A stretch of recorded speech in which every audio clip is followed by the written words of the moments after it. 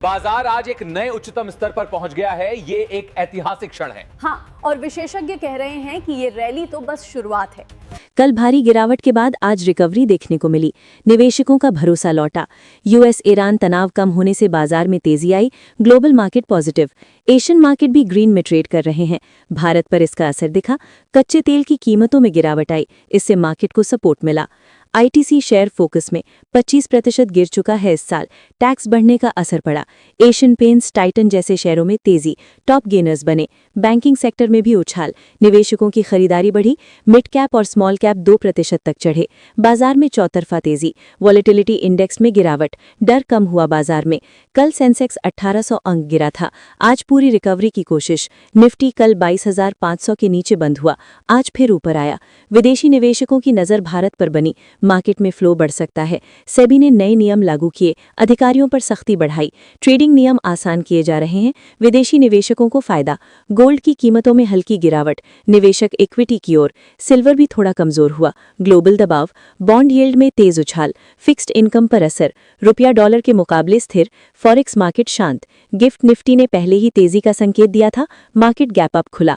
Auto sector में खरीदारी बढ़ी। सेल्स उम्मीदें मजबूत। फार्मा सेक्टर में भी तेजी। डिफेंसिव स्टॉक्स चमके। एनर्जी स्टॉक्स में उछाल। तेल कीमत गिरने का असर। पीएसयू बैंक शेयरों में तेजी। सरकारी सपोर्ट बना हुआ है। प्राइवेट बैंक भी ग्रीन में। लोन ग्रोथ उम्मीदें बढ़ी। बाजार अभी भी वोलाटाइल बना हुआ है। निवेशकों को सावधानी की सलाह। जियोपॉलिटिकल खबरों पर नजर जरूरी। मार्केट तुरंत रिएक्ट कर रहा। तेल की कीमतें सबसे बड़ा फैक्टर। इंडिया पर सीधा असर। मिडिल ईस्ट संकट से मार्केट प्रभावित। ट्रेड प्रभावित। निवेशक शॉर्ट टर्म में सतर्क रहें। लॉन्ग टर्म में भरोसा रखें। नमस्कार दोस्तों, स्वागत है आप सभी का यूपी से डायरेक्ट यूपी न्यूज खबर में। चलिए जानते हैं उत्तर प्रदेश की सभी खबरों को विस्तार से। चैनल पर पहली बार आए हैं तो वीडियो को लाइक और चैनल को सब्सक्राइब जरूर। उत्तर प्रदेश के 15 लाख गरीब परिवारों के लिए खुशखबरी है। योगी सरकार अब मुख्यमंत्री आवास योजना के तहत पक्के मकान के लिए मिलने वाली राशि को 1.20 लाख से बढ़ाकर 2 लाख रुपए करने जा रही है, जिसका सीधा लाभ ग्रामीण इलाकों के बेघर लोगों को मिलेगा। यूपी के किसानों के लिए राहत भरी खबर है। गन्ने के समर्थन मूल्य में 25 रुपए प्रति क्विंटल का इजाफा किया गया है। अब किसानों के बैंक खातों में बढ़ा हुआ पैसा सीधे डीबीटी के जरिए भेजा जाएगा, ताकि उन्हें बिचौलियों से निजात मिल सके। उत्तर प्रदेश में बिजली उपभोक्ताओं को बड़ा तोहफा मिला है। अब 100 यूनिट तक बिजली खर्च करने वाले घरेलू ग्राहकों का बिल पूरी तरह माफ रहेगा, जबकि 200 यूनिट तक आधा बिल देना होगा। ये स्कीम आज से ही लागू कर दी गई है। कन्या सुमंगला योजना की राशि में बड़ी बढ़ोतरी हुई है। अब बेटियों के जन्म से लेकर उनकी पढ़ाई तक सरकार कुल 25,000 रुपए की आर्थिक सहायता देगी, ताकि प्रदेश की बेटियों की शिक्षा और स्वास्थ्य का स्तर सुधारा जा सके। यूपी के संविदा कर्मचारियों और मानदेय पर काम करने वाले शिक्षा मित्रों व आंगनबाड़ी कार्यकर्ताओं के लिए अच्छी खबर है। उनके मासिक मानदेय में 15% की भारी वृद्धि का शासनादेश जारी कर दिया गया है, जो इसी महीने से लागू होगा। उत्तर प्रदेश रोडवेज की बसों में अब 60 साल से अधिक उम्र की महिलाएं मुफ्त में सफर कर सकेंगी। परिवहन विभाग ने सभी डिपो को निर्देश दे दिए हैं कि आधार कार्ड दिखाकर बुजुर्ग महिलाओं को फ्री पास की सुविधा तुरंत मुहैया कराई जाए। जीविका दीदी और स्वयं सहायता समूहों से जुड़ी महिलाओं के लिए सरकार ने नया रोजगार फंड जारी किया है। अब अपना छोटा बिजनेस शुरू करने के लिए यूपी सरकार बिना ब्याज के 1 लाख रुपए तक का लोन दे रही है, जिससे महिलाएं आत्मनिर्भर बनेंगी। उत्तर प्रदेश के राशन कार्ड धारकों के लिए बड़ी अपडेट है। अब कोटे की दुकानों पर गेहूं चावल के साथ साथ दाल, नमक और चीनी भी मुफ्त दी जाएगी। खाद्य विभाग ने गोदामों से राशन की उठान प्रक्रिया तेज करने के निर्देश दिए हैं। मुख्यमंत्री युवा स्वरोजगार योजना के तहत अब यूपी के युवाओं को उद्योग लगाने के लिए 25 लाख रुपए तक का लोन 50% सब्सिडी के साथ मिलेगा। सरकार का लक्ष्य है कि इस साल प्रदेश के 5 लाख युवाओं को अपना स्टार्टअप शुरू करने में मदद की जाए। यूपी के गौ पालकों के लिए नंद बाबा दुग्ध मिशन के तहत बड़ा ऐलान हुआ है।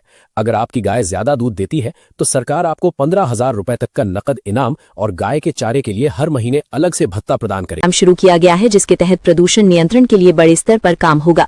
इस परियोजना से न केवल पर्यावरण में सुधार होगा, बल्कि रोजगार के नए अवसर भी बनेंगे और स्वच्छ ऊर्जा को बढ़ावा मिलेगा। प्रदेश के मौसम में बदलाव देखने को मिल रहा है। जहां कुछ जिलों में शुष्क मौसम बना हुआ है, वहीं पश्चिमी उत्तर प्रदेश के कई इलाकों में बारिश और तेज हवाओं की संभावना जताई गई है।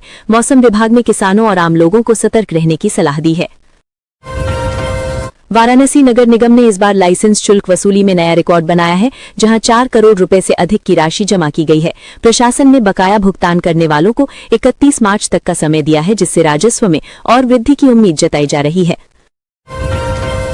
मुरादाबाद में एक बीडीएस छात्र को आतंकी संगठन के लिए काम करने के आरोप में गिरफ्तार किया गया है।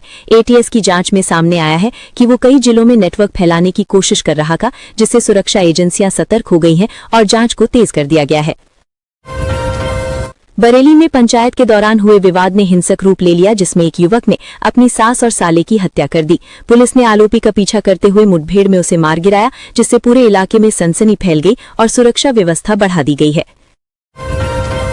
लखनऊ, वाराणसी और आगरा में नामित पार्षदों के जरिए राजनीतिक समीकरण बदलते नजर आ रहे हैं। इससे भारतीय जनता पार्टी की स्थानीय स्तर पर पकड़ मजबूत हुई है और संगठन विस्तार की दिशा में नए कदम उठाए जा रहे हैं। लखनऊ के एक अस्पताल में मरीज की मौत के बाद परिजनों